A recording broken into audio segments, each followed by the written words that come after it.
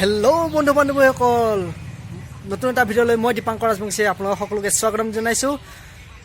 বহাগ মাহৰ আগমনৰ লগে লগে অসমৰ চাৰিওকোণে কেৱল বিহুৰ আখৰা কৰ্মশালাবোৰ দেখিবলৈ পোৱা যায়। আৰু আজি এই ভিডিঅ'টো বিহুৰ ওপৰতে বনাম বুলি ভাবিছোঁ। কৰ্মশালা অনুষ্ঠিত হৈ আছিলে, আজি শেষ হ'ব।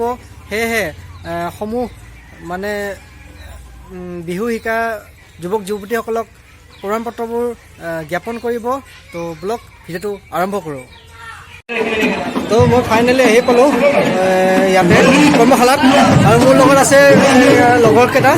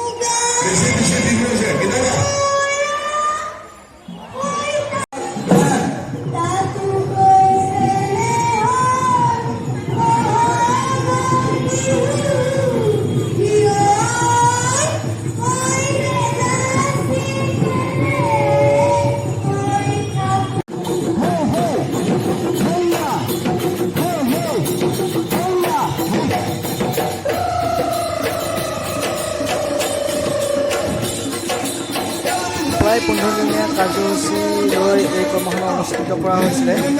এইফালে ডাঙৰ ডাঙৰ ছোৱালীখিনি দুটা ভাগত বহাই লোৱা হৈছে, ডাঙৰ ডাঙৰখিনি আৰু সৰু সৰুখিনি এক চাইডে। তো এইফালে আছে আপোনালোকৰ সৰু সৰু কম্পল মাইনাহঁত, তেওঁলোকেও ধুনীয়া সুন্দৰ বিহু আছে। চাই থাকক, আপোনালোকে দেখাই আছোঁ সকলোবোৰ দৃশ্য।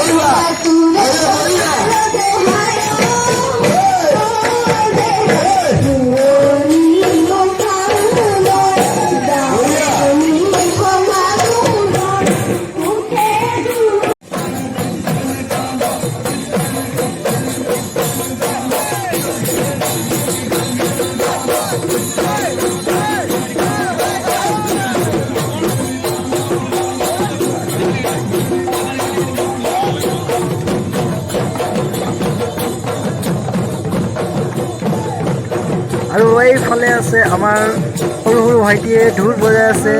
ঢোলৰ কৰ্মশালাও পাতিছিলে, তেওঁলোকে শিকি আছে। আৰু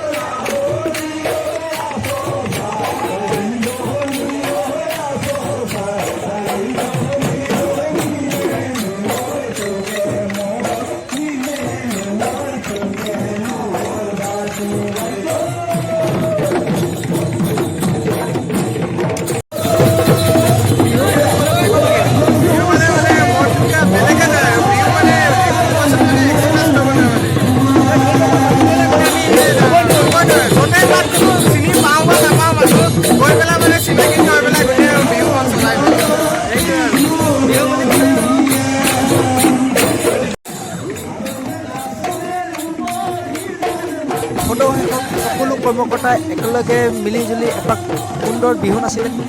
ঢোলৰ চেও চেও সকলোৱে ঢালি ঢালি নাচিছে।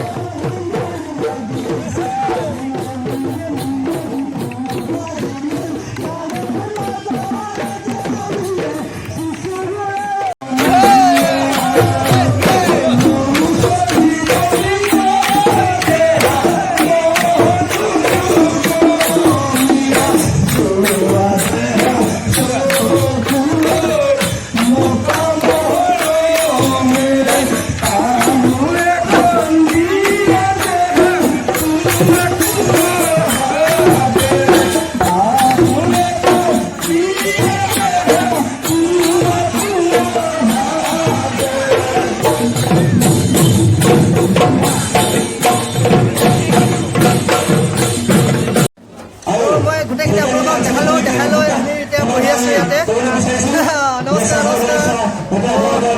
ভিডিঅ'টো ভাল পালে লাইক কমেণ্ট শ্বেয়াৰ কৰি দিব ছাবস্ক্ৰাইব কৰি দিব ন সেইটো দবাই দিব দবাই দিব ধন্যবাদ